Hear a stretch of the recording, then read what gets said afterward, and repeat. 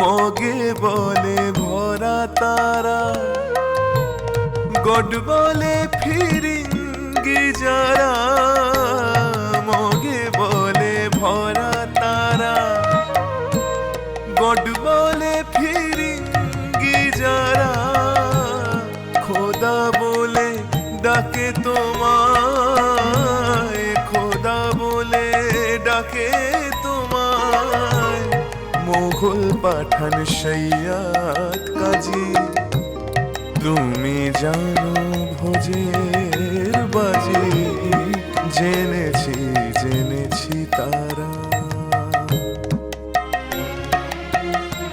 মায়ের পুজোর এই মহিমাই তো হারিয়ে গেছিল, আজ এতদিন পর আবার বাবার পুজোয় তা ফিরে এসেছে। আজ অনেক দিন পর মন্দিরে যেন প্রাণ ফিরে এসেছে। মনে হচ্ছে আজ এতদিন পর মা তারা যেন জেগে উঠেছেন। লোকটার ক্ষমতা আছে বটে।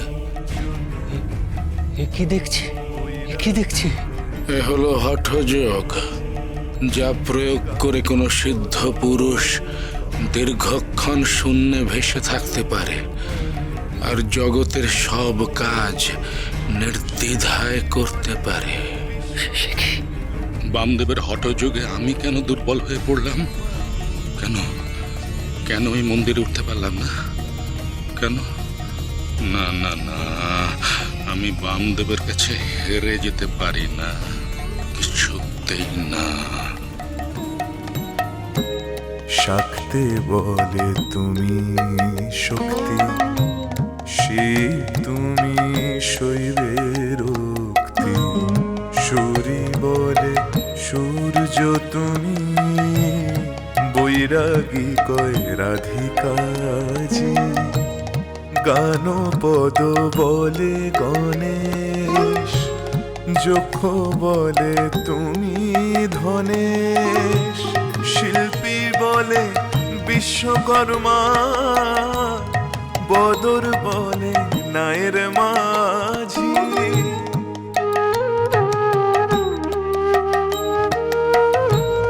শ্রীরাম দুলাল বলে বাজি নয়ে যেন ফলে, শ্রীরাম দুলাল বলে বাজি নয়ে যেন ফলে, এক ব্রহ্ম দ্বিধা ভেবে মন আমার হয়েছে বাজি, তুমি জানো ভোজের বাজি, জেনেছি জেনেছি তারা, তুমি জানো ভোজের বাজি, জেনেছি জেনেছি তারা।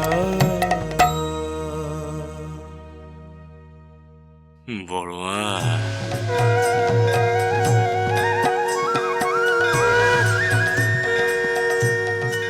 জয় মা তারা, জয় জয় মা তারা, জয় জয় মা তারা, জয় জয় মা তারা, জয় জয় মা তারা, জয় জয়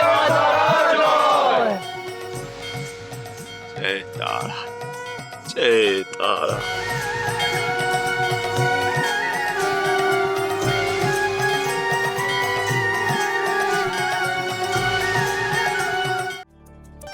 দেবী, তাহলে শেষ পর্যন্ত আপনার প্রিয় পুত্র বামদেব বিজয়ী হলেন। বামা এই লড়াইয়ে বিজয়ী হয়েছে ঠিকই, কিন্তু সামনে যে বামার জন্য অনেক বড় লড়াই অপেক্ষা করছে। এখন এইটাই দেখবার যে বামা এই লড়াইয়ে জিততে পারে কিনা।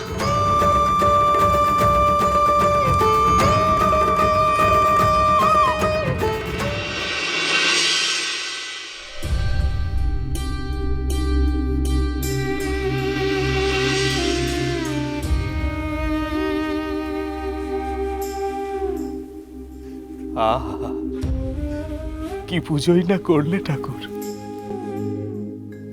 আনন্দে মনটা একেবারে জুড়িয়ে গেল গো।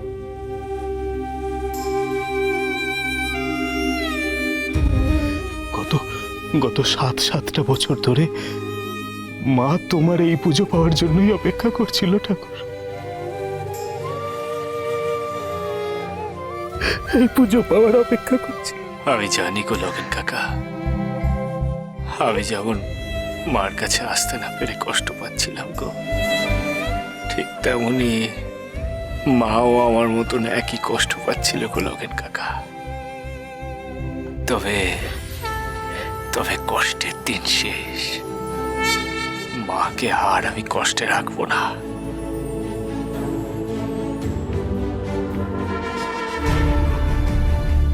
অঘরেশ্বর, ওঠো গো, উঠে দাঁড়াও।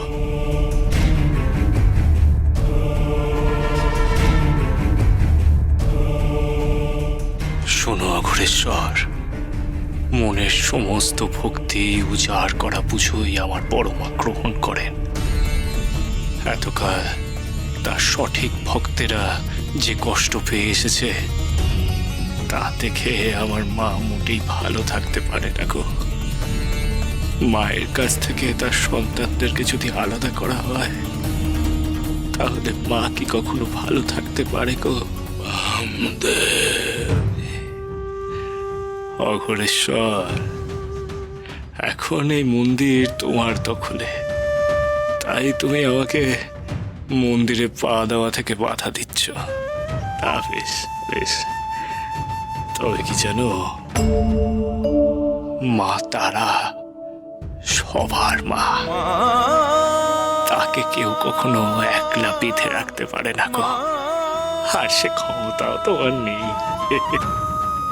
তাই বলে কি ভবিষ্যতে আমাকে আমার বড় মার পুজো করা থেকে আটকেও না। আর আমার কিছু চাওয়ার নেই গো, চলি গো।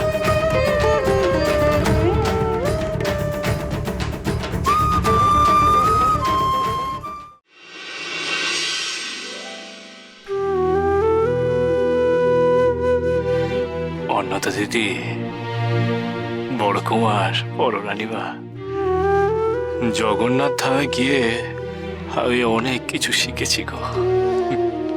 সেখানে আমার বড় মা, মা বিমলার রূপ ধারণ করে আমাকে অনেক কিছু শিখিয়েছে গো।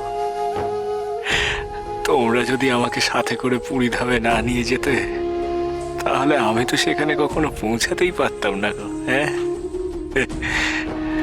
এই 5টা দিনে তোমরা যা উপকার করেছো তা আমি এই জীবনে ভুলবো না। চলি গো, আরে গদাই। এটা হলো আমার সব থেকে বড় দুর্ভাগ্য যে আমার সব থেকে বড় অপকার করেছে।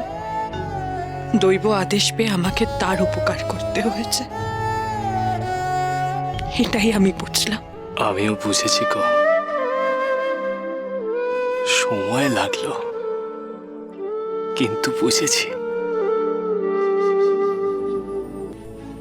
তোমার যখন সময় আসবে না অন্নদা দিদি, তুমিও বুঝবে যে কোনটা ঠিক আর কোনটা ভুল। সবার মাথার উপরে মা তারা আছে না। চলি গো, চল রে গদাই, আয়।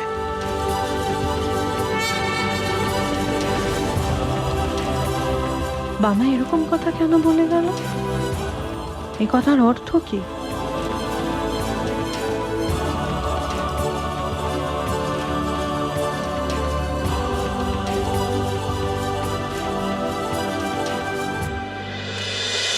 মহাবীর